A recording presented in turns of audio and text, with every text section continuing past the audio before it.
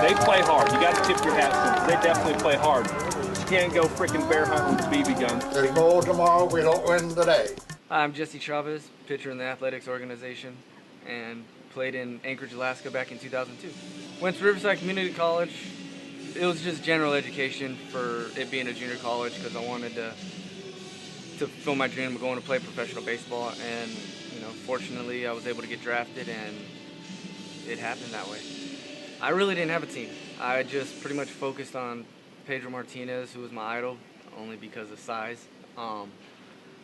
But he had his back up against the wall as far as doubters and the odds of not being a durable pitcher, and it just caught my eye from day one, and so wherever he went, I went.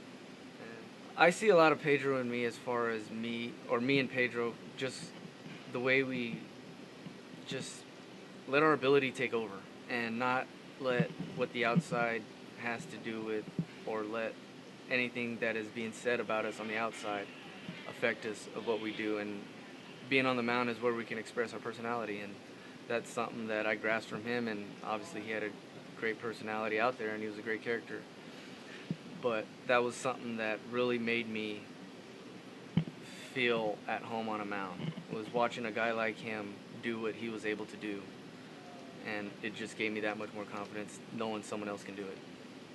It was something they came up to me about, and they said, "Do you want to play summer ball?" And I was like, "Sure." And Dennis, having professional background, being with the Oakland A's, previously, he said it's a great opportunity to go out, be away from your family, and get that first step of what it's like to play professionally. And I was like, okay, and I jumped at it, and it was something that I'm glad I did. The curious part was the sun, how I would be able to sleep and adjust to that, but it wasn't even a problem. On the plane, and I just looked, and everything was green, the trees, the grass, and it just looked like that was the definition of what nature should be, and it was and I'd love to go back. It would have to be when we earned a spot to go to the NBC.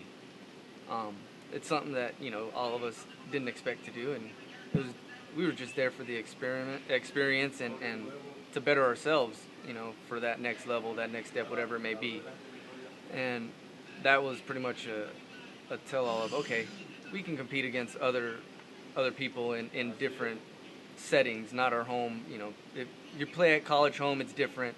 You play at an opposing college team, it's different. But being with other college players, as you would in the minor leagues, it kind of gave you that feeling of, okay, you can do it.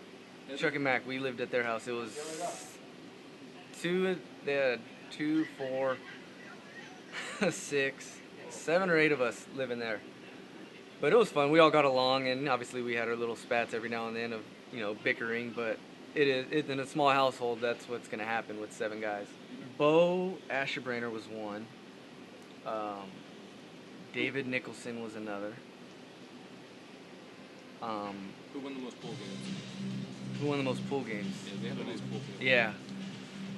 I was okay on the table, but we really didn't keep track. I mean, we got back and it was just pretty much relax, eat. We had to eat.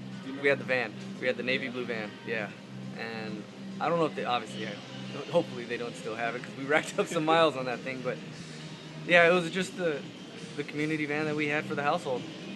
I didn't get to go do the activities. I mean, we ventured out to the mall and, I walked around the neighborhood just to see what it was like. But didn't, no. Some of the guys did, but I forgot what I had done that day. Me and a couple other guys went somewhere. Might have been the movies or something like that, and the other guys went out fishing. But I really wasn't into fishing at the time, so being able to take your work ethic with you and not let the surroundings dictate of how you're going to be, or the biggest thing was getting over that homesick feeling and not wanting to do anything. And that was something that it didn't take long to get over because you knew you had to do it, or else you weren't going to perform to your best ability and you would probably be getting sent home as you would in professional baseball. So that was one thing that it kind of grasped, opened my eyes a little bit, when I would when I started, and then the next day I don't feel like running, or I would take an easy route, or I'd do less running, and it was something that, and I would see it, and the bounce back wouldn't be the same as it was in college because the work routine wasn't there. So that kind of stood out to me, was you can't get complacent, and that's kind of what I grabbed from there. We saw a moose walking around the neighborhood one day. That was pretty cool. We probably got from me probably about 10, 15 feet away from the moose, which is pretty cool. It was just walking through the houses. And Mac was just like, hey, let it be. That's normal around here. I was like, oh, all right, cool. If you have an opportunity to play somewhere, I would play in Alaska. You can't get any better than the weather. The travel's not bad. And the cities you go to is great. And there's always something to do. So I would recommend going to Alaska. Yeah, just for the fact of what it is and where it's at. You're right on the water, which is you can't go to the water because of the cliffs, but you walk around and it just feels comfortable around there, and that's something that I really like, because I like the outdoors now, and that was one of the things that made me like the outdoors, that grew on me, was going there. And just where it's at is my biggest fond memory of the Bingo Hilton.